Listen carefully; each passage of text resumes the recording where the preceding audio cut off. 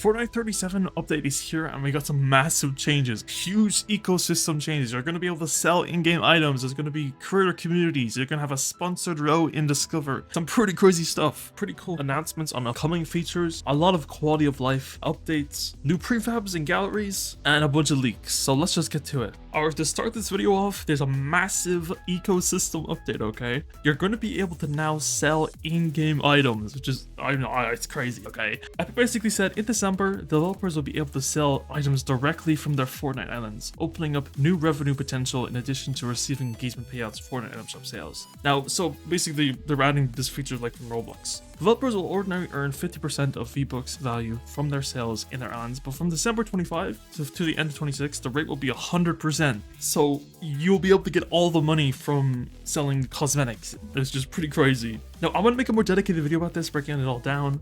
This is pretty crazy news, okay? But basically, to summarize it, starting January the 1st, 2027, 37% of all in-game sales will, based on estimate, would be distributed to creators. And then by 2026, it's going to be 74%, and of in-game sales is going to be to creators. And Fortnite does a little like jab at Roblox, saying, "Oh, we only get 25%," and they source it here. You know, Fortnite taking some jabs at Roblox. You know, updated engagement payout format with user acquisition rewards. In addition to in-game sales, Fortnite creators will continue to receive payouts based on player engagement in their islands, which is good. The engagement payout formula places 40% of net revenue from Fortnite's item shop and related real money purchases into the engagement pool, which is distributed among creators on Epic's islands, which is pretty crazy. They're going to be updating the engagement payout formula on November the 1st to better reward creators for bringing in new and re-engaging lapsed players to Fortnite. Creators that bring in new or lapsed players will receive 78% of those players' contributions to the engagement payout pool for the first 6 months, which is pretty crazy. We also factor in signals from direct links, in-game search uses, and first-day playtime patterns when introducing new and last players to an island. Additionally, the retention component of engagement payouts will now reward island-specific retention rather than ecosystem-wide retention to better align with creators. Blah, blah, blah. Epic also then goes to say,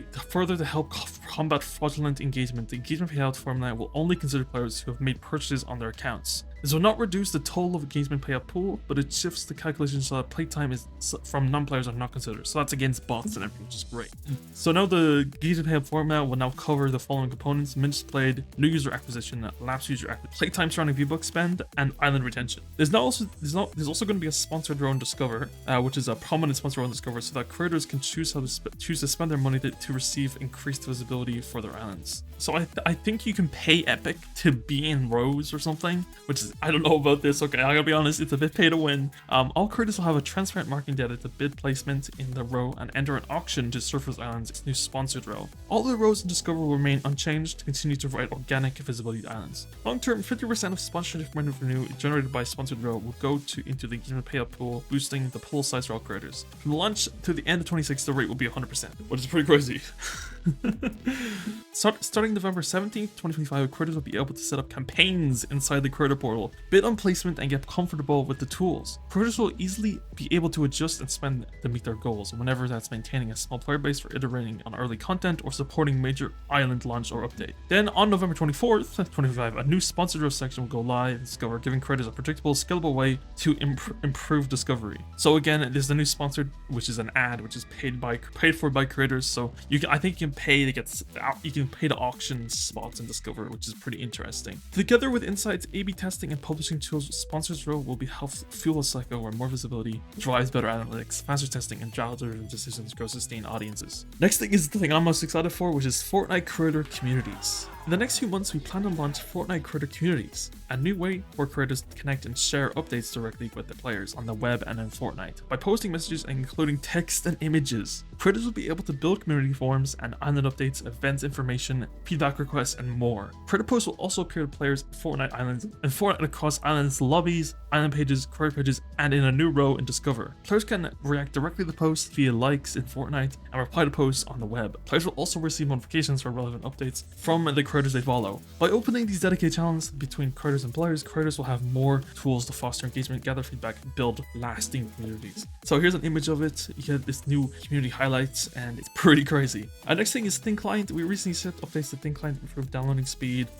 Later this year, players will be able to choose an update to play. I'm going to talk about this later in the video, and thank you. Since the UEFN launch, we spent over 11.2 billion hours across 260,000 live creator-made islands, which has resulted in $722 million played out to date. We continue to invest in new tools and unlock more development possibilities for creators. And I'm going to go over all this Q&A stuff and all the little nitty-gritty details in another video. So let's just get to the actual update. Anyways, this is pretty crazy, but let's get to the actual update. So here it is, the 37.30 Fortnite ecosystem update and release notes. Now, first things first, we got general physics beta is coming soon in v37.40, which is the next update. Now, if you don't know, general physics will allow you to make physics-based, gameplay, and it's been available for quite a while in experimental, but soon it will be in beta, which means you'll be able to publish, with physics and everything. So like Epic says, physics provides mechanics for your players to push, topple, hit, and move objects, unlocking immersion physics-driven gameplay. Create experiences that feel more realistic, engaging,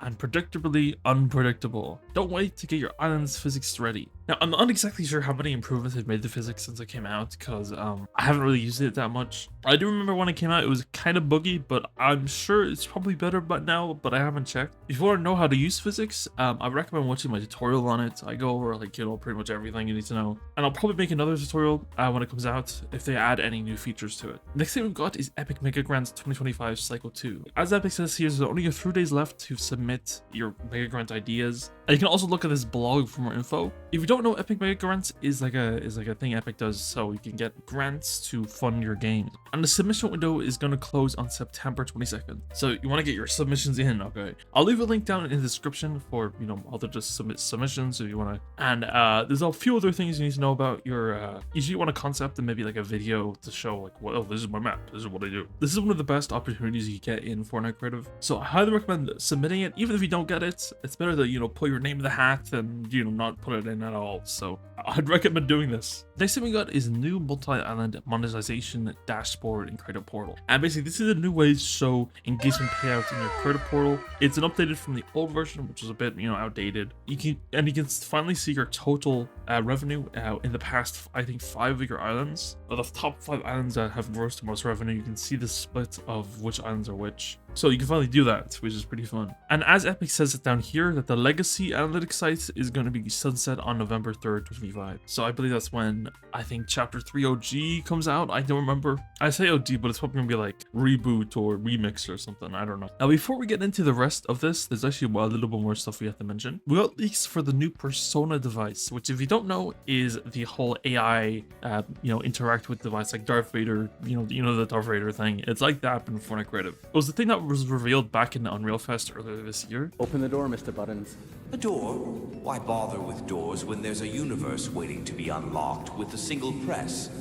Push it, no. Which uses an LMM or a large language model to work. And we do have footage of the thing thanks to Supreme. These are all the settings. There's a bunch of different things you put in. There's already a view model that's out for this AI device. Now, personally, I don't really like this. I'm not the biggest fan of this. But if you want to use it, you can. I mainly just don't like this because in my maps, okay, I like having control over what my characters say or my what happens in it. If you've seen Darth Vader, okay, he can say some pretty crazy stuff, okay, and I'm not sure the ramifications of that in creative maps. We'll see how it goes. Maybe Epic has improved it. I don't know. Mainly, my 2 main reasons is that the unpredictability of it. I also just like having total creative control over whatever is said in my map. So I'm not the biggest fan of this, but you can use it if you want. I'm not stopping you. But anyways, the Persona device should be coming out, I believe, in the next 2 updates. So October the 3rd or October whatever.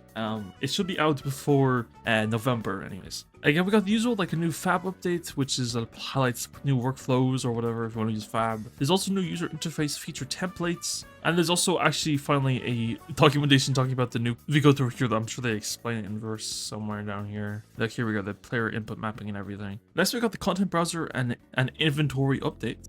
We got a new prop for the 8th anniversary of Fortnite. And it's in the indoor residential prop gallery if you want to find it. I believe it's almost been 8 years. Yeah, it's pretty crazy. We also got new prefabs in galleries, which are the Lone Wolf layer prefab, Lone Wolf layer floor and stairs, Lone Wolf layer wall gallery, Lone Wolf layer roof gallery, and finally the Lone Wolf layer prop gallery. And here's the new prefabs.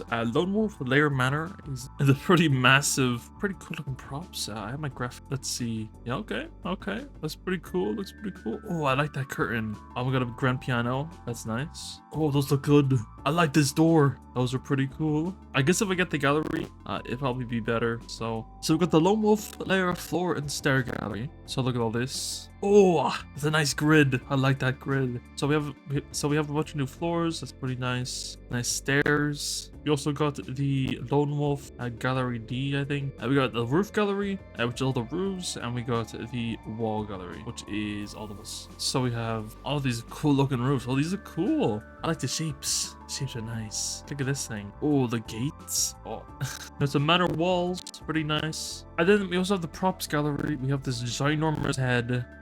Look at this fountain. Oh my god. Where's the middle of it though? Nice little dinner table. That's kind of fun. What this cool looking table with all the wolves on it. It's kind of cool. Another wolf thing. Wolf statue.